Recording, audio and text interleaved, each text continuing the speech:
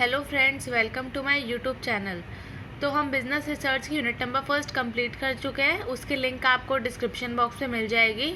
आज से हम स्टार्ट करते हैं यूनिट नंबर 2, जिसके अंदर आता है हमारा प्रॉब्लम स्पेसिफिकेशन। तो आज की इस वीडियो में हम बात करेंगे प्रॉब्लम स्पेसिफिकेशन के बारे में, formulating the business research problem, और उसके बाद हमारे क्या क्या किस तरह से हम डेवलप करते हैं अपने रिसर्च प्रपोजल को, तो वो स्टेप्स के बारे में बात करेंगे। तो अभी हम स्टार्ट करेंगे problem specification. Problem specification involve exercising moral imagination to specify the socio technical system including the stakeholders that will influence and will be influenced by the decision. Problem specification के अंदर आता है कि हमें सबसे पहले जो भी हमारी प्रॉब्लम है उसको स्पेसिफाई करेंगे। बिजनेस रिसर्च के अंदर हम सबसे पहले अपनी प्रॉब्लम को स्पेसिफाई करेंगे। उसके बाद हम अपनी प्रॉब्लम को ठीक तरह से कंसाइजली उसको अपनी प्रॉब्लम को एनालाइज करने के बाद उसके सॉल्यूशन को ढूंढेंगे। The problem clearly and concisely is essential to design problem. Getting the problem right help structure, मतलब अपने प्रॉब्लम के लिए एक सही स्ट्रक्चर को ढूंढना और अपने प्रोसेस को मतलब इस तरह से फ्रेम करना कि मतलब हम अपने सॉल्यूशन तक पहुंच पाए। The channel the process of designing and implementing the solution. There is no algorithm available to crank out effective problem specification. Instead, we offer a series of guidelines or rules or thumb to get you started in a process that is accomplished by the skillful exercise of moral imagination. तो अब हमारी आता है formulating the research problem. किस तरह से हम formulate करेंगे अपने रिसर्च प्रॉब्लम को, तो उसके लिए हमारे पास 2 टाइप होते हैं रिसर्च प्रॉब्लम के। फर्स्ट के अंदर आता है कि सबसे पहले हम अपने नेचर को देखेंगे, हमारी रिसर्च किस नेचर की है। उसके बाद सेकंड आता है कि उसका रिलेशन कैसा है, मतलब कौन से रिलेशन बिटवीन वेरिएबल्स, मतलब एक वेरिएबल के ऊपर क्या इम्पैक्ट पड़ता है दूसरे का। तो इसके अंदर इन दोनों टाइप की प्रॉब्लम को देखा जाता है। There are 2 types of research problem, those which relate to state of nature and those which relate to relation between variables. At the very outline, the researcher must single out the problem he want to study, that is, he must decide the journal area of interest or aspect of a subject matter that he would like to inquire into. सबसे पहले वो अपनी problem को देखेगा, उसके बाद देखेगा वो किस टाइप की रिसर्च प्रॉब्लम है। The formulation of journal topic into specific research problem thus constitute the first step is scientific inquiry.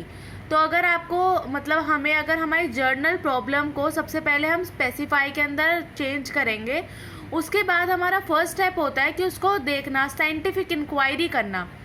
तो फर्स्ट स्टेप के अंदर आता है scientific inquiry. Essentially 2 steps are involve in formulating. इसके अंदर 2 स्टेप्स इन्वॉल्व होते हैं। तो फर्स्ट स्टेप आता है हमारा अंडरस्टैंडिंग द प्रॉब्लम, सबसे पहले अपनी प्रॉब्लम को अच्छे तरह से समझना। दूसरा आता है rephrasing the same into meaningful term form and analytical point of view. उसी प्रॉब्लम को दोबारा से रीफ्रेज करना, सेम प्रॉब्लम को रीफ्रेज करना किसी मीनिंगफुल टर्म के अंदर, और उसके बाद उसको अच्छे तरह से एनालाइज करना। तो ये था हमारा फॉर्मुलेटिंग द रिसर्च प्रॉब्लम। अब आते हैं हमारे how to develop research proposal, किस तरह से हम अपने रिसर्च प्रपोजल को डेवलप करते हैं। तो सबसे पहले आता है हमारा स्टेप 1 द टाइटल। टाइटल के अंदर आता है कि हमारे रिसर्च प्रपोजल किसके बारे में है, तो उसको एक टाइटल देना, और वो टाइटल हमारा 25 वर्ड्स या उससे कम में ही होना चाहिए। टाइटल कुछ ज़्यादा बड़ा नहीं होना चाहिए। टाइटल इस तरह से होना चाहिए कि उसको पढ़ते ही हमें ये पता चलना चाहिए कि हमारा रिसर्च किस बारे में है। Naming your research is an important part of the research proposal. It should tell the users what you intend to research and how you intend to do it. मतलब आप किस तरह से करोगे और आपके रिसर्च का टॉपिक क्या है, तो वो सिर्फ देखते ही पता चलना चाहिए। द एब्स्ट्रैक्ट के अंदर हम पैराग्राफ लिखते हैं, जिससे आपको पढ़ते ही पूरी रिसर्च के बारे में ठीक तरह से पता चल जाएगा। Your research proposal is entirely may be anywhere between 5,000 to 25,000 words in length. तो ये 5,000 से लेकर 25,000 वर्ड लेंथ के बीच में होना चाहिए। So it is important that you give a summary. इसके अंदर हम अपने पूरे डॉक्यूमेंट का एक समरी देते हैं, जिसे पढ़ के हमें पूरी रिसर्च के बारे में अच्छी तरह से पता लगता है। This summary is known as abstract, इसको हम एक्सट्रैक्ट बोलते हैं, and should demonstrate to research the most important part of each section. तो इसके अंदर हमें बिल्कुल पूरा पता चलता है कि हमारी रिसर्च किस बारे में है और हमें मतलब किसके बारे में पढ़ना है, तो उसको पता पहले ही चल जाएगा कि अब हमें इसे आगे रीड करना है या फिर नहीं करना। थर्ड स्टेप आता है हमारा एम्स एंड ऑब्जेक्टिव। एम्स और ऑब्जेक्टिव के अंदर आता है कि आपके रिसर्च का क्या एम है और क्या किस ऑब्जेक्टिव क्या है उसके पीछे। In this section, you should expand on the title of your research project to articulate in full detail. उसकी पूरी डिटेल देना उसके एम्स के बारे में और उसके ऑब्जेक्टिव बताना अपने रिसर्च से related. You should be able to provide a detailed description of research question. अपने रिसर्च के बारे में एक डिटेल्ड डिस्क्रिप्शन देना और उसका पर्पस बताना कि आपने रिसर्च क्यों करी है। And a description of your approach to the research included in this section. Discussion around the research problem. इसके अंदर हम अपने रिसर्च प्रॉब्लम के बारे में बात करेंगे, उसके बाद हम उसके आंसर के बारे में बताएंगे, उसको इन्वेस्टिगेट करेंगे, हाइपोथेसिस देंगे। तो इसके अंदर हम पूरी तरह से अपने एम्स और ऑब्जेक्टिव को बताने वाले हैं। स्टेप 4 आता है हमारा बैकग्राउंड। बैकग्राउंड के अंदर आता है कि आपने जो भी रिसर्च आप कर रहे हो तो उसके पीछे का बैकग्राउंड क्या है, मतलब आपने जो डॉक्यूमेंट या जो भी डेटा उठाया है तो वो कहाँ से लिया है। This section should provide detail, इसके अंदर हमें डिटेल मिलती है बैकग्राउंड के बारे में रिसर्च क्वेश्चन के। In this section you will need to demonstrate an understanding existing literature. तो इसके अंदर आपको एक अच्छी अंडरस्टैंडिंग मिलती है जो भी आपकी एग्जिस्टिंग लिटरेचर है। Research study within the area of your proposed research topic. This is to assist the reader to understand the significance of your research and where it fits within the existing body of knowledge. तो background के अंदर हम पूरी background knowledge देखेंगे कि ये कहाँ से हमने उठाया है, इसकी क्या ऑथेंटिसिटी है और हमने कहाँ से लिया है, उसकी पूरी नॉलेज के बारे में पता चलता है। फिफ्थ आता है हमारा methodology and methods. In this section of the proposal you will need to demonstrate how will intend to about investigate, मतलब आप रिसर्च के अंदर किस तरह से इन्वेस्टिगेट करेंगे, अपनी प्रॉब्लम को किस तरह से सॉल्व करेंगे, आप कौन से मेथड यूज़ करने वाले हैं।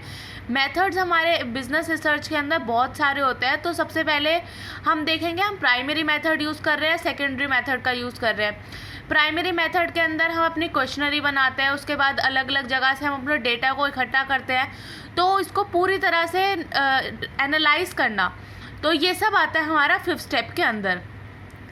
फिर आता है हमारा शेड्यूल एंड टाइमलाइन। आपका क्या शेड्यूल फॉलो कर रहे हो, किस टाइमलाइन पे अपनी बिजनेस रिसर्च को ख़त्म करोगे, तो ये सब आता है आपका स्टेप नंबर 6 के अंदर। You need to be able to demonstrate that your research is possible within a given time frame, मतलब आपकी जो बिजनेस रिसर्च है वो कितने टाइम फ्रेम में ख़त्म होने वाली है, तो उसके अंदर हम इस सारी बातों को लिखेंगे अपने स्टेप नंबर 6 के अंदर। एथिकल अप्रूवल 7th के अंदर आता है ethical approval. Some institution require that any research involving interaction with human participant get approval from ethical advisory committee और बोर्ड, मतलब अब जैसे कुछ रिसर्च के अंदर क्या होता है, हमें एथिकल अप्रूवल भी उसका लेना इम्पॉर्टेंट होता है।